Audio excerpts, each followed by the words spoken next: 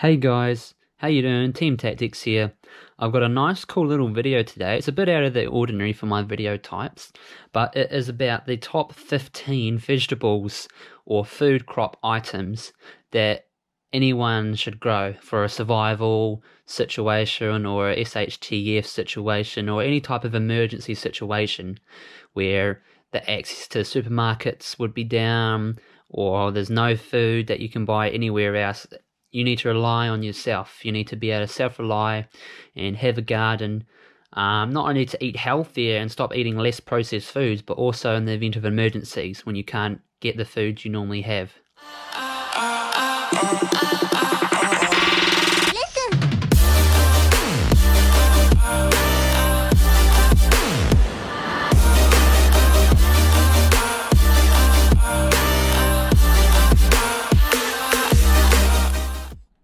Hey guys, how you doing?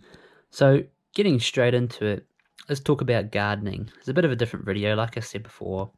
A lot of people talk about EDC, bug out bags, and all that cool Gucci gear that you can get in preparation for the big apocalypse or emergency situations. But not many people, not too many people, talk about both worlds, being gardening and gear prep. So I'm going to talk to you a little bit about the gardening side of things as well. So this is one of the plans that I drew up of my backyard. As you can see, I've got the sun. This is like the layout of my backyard. The sun starts here in the morning. This is the house. Theoretically, this is the house. This is a patio. This is some wasted garden space with like mulch and bark. And underneath here is all like bark. And these are like hanging pots here on the fence. That's a fence. These are all fence lines. And some gravel here with the entrance to the front part of the garden. So sun starts here in the morning.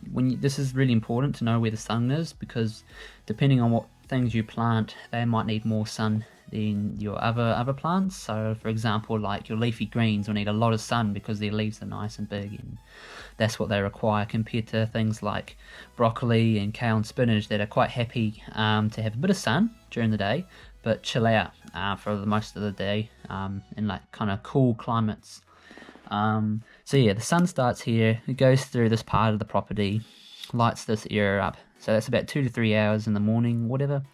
Then you got round about midday, mid-morning to midday, sun starts to come off in that direction, shoots this way, catches all this area here, and then by midday it's starting to affect kind of this area here and my pea plant here on my what do you call this thing, a patio? Yeah, patio, we'll call it that.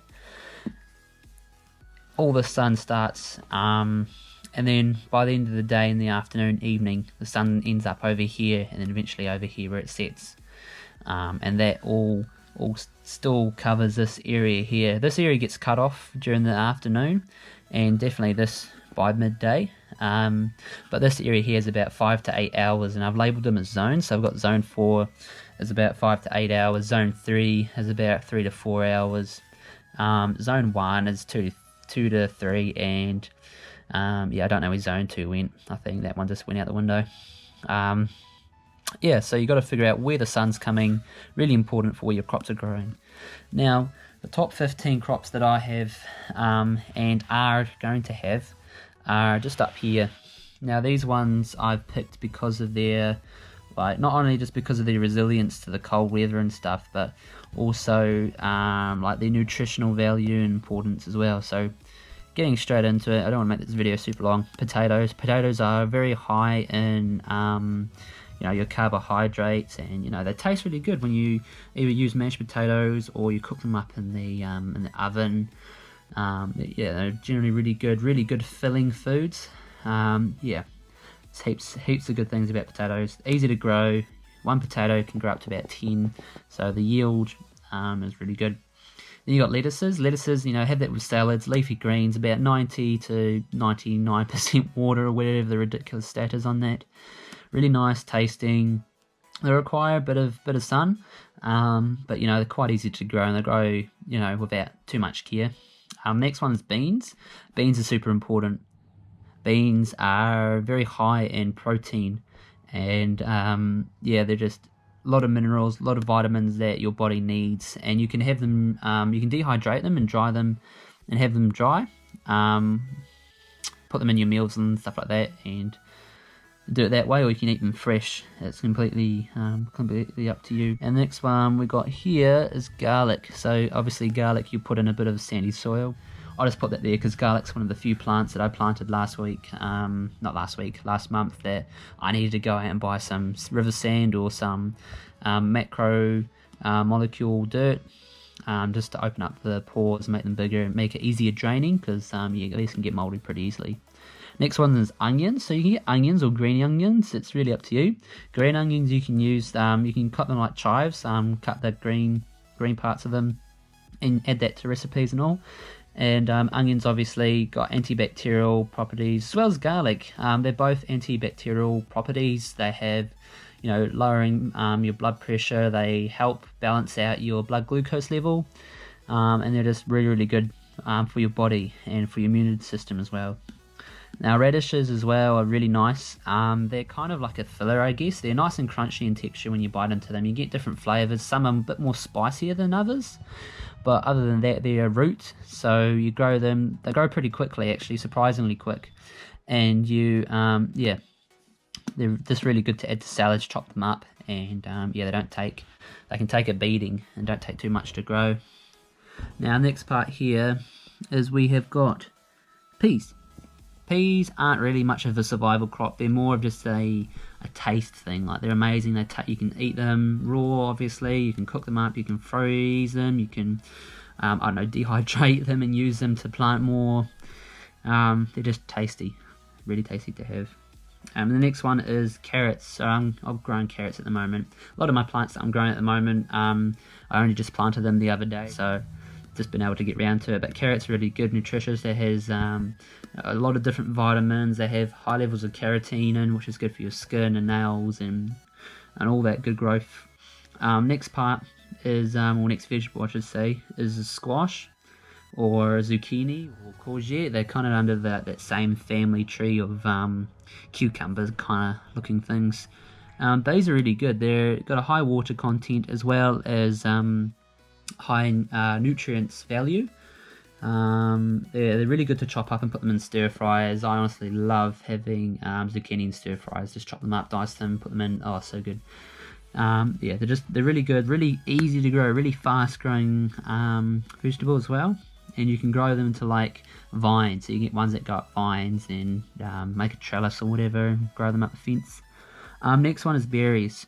So berries have some pretty powerful antioxidant properties, and they're really, really good for your immune system as well. It's one of those superfoods that you hear sometimes. So that could be anything from raspberries to blueberries to blackberries. They're all really, really good for you. I definitely recommend growing some.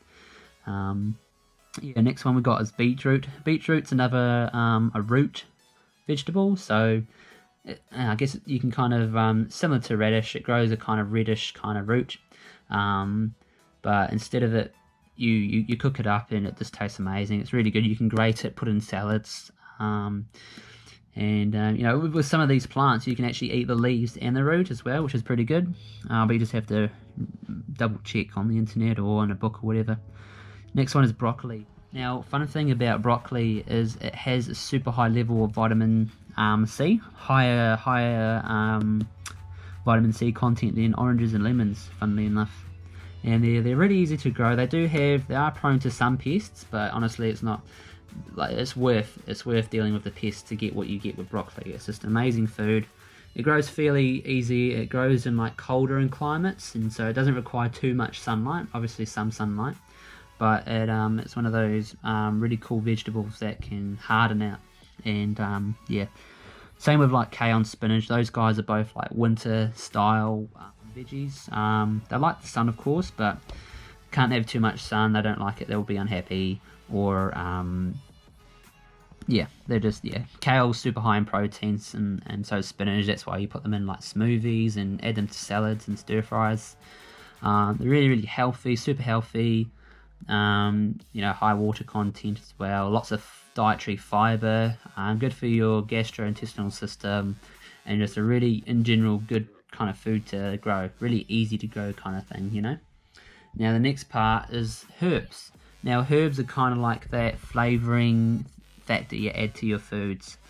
So the foods that the herbs that I'd recommend are kind of like your basil, your chives, parsley, thyme. You can get like coriander and other ones as well, but those are kind of like the main ones that I would pick, just because they're quite easy to grow. You know, with things like mint and parsley and thyme, once you get it growing, you can leave it alone, and that thing will just grow like wildfire. It's insane. And you know, you can grow rosemary as well. You can have rosemary bush growing over the side of like this is like a pot plant thing that I did. You can grow it over the side there. Have basil, mint, or you know, you can have some herbs complement each other in terms of rodents and pests. So it's yeah, really good to grow herbs, and you add them to your food. You can dry them as well. Some herbs like chives, they actually keep their nutritional value when you dry them. So you can dry them and you still get the same amount of value roughly when they were fresh compared to them being dried. And other than that, that's kind of the top kind of 15 being the highlighted red foods or you know, vegetables or fruits or whatever that I would plant and have planted in order to prepare for the, you know, anything that could happen in the future, whether that be an earthquake, you know, bad luck if it's this kind of hurricane thing, because there goes all your plants out the front gate. But you know what I mean, in terms of emergency prep, to have your own food growing in the garden is pretty powerful. It's a powerful card, and you know, you can have all the gear in the world, but if you don't have any food, you're not going to survive long. And you know, if all the shops are closed, then how are you going to get your food, you know? Anyways, that will wrap up the video. Hopefully you enjoyed it. It's a bit of a different kind of twist to it, to my normal videos. Trying something new, trying to get some awareness up for gardening, because gardening's quite a powerful thing to know and to do and to use. Other than that, guys, enjoy Easter, and we shall hopefully see you next time in the next video. If you're new to the channel, like the you can subscribe first of all, obviously helps the channel out, but you know, if you like the video, chuck a thumbs up. If you guys have a similar garden, or you have some vegetables that you know are really amazing to grow that I've not listed on here, chuck them down in the comments, because I'll be really keen to find out you know, who actually does gardening, and you know, what are some great vegetable or fruit ideas that you can grow nearly anywhere, and you know, similar stuff to what I've done here. Any ideas to improve it, I'll be really keen to hear about that. But other than that, I'll see you guys next time. Have a good Easter and keep safe.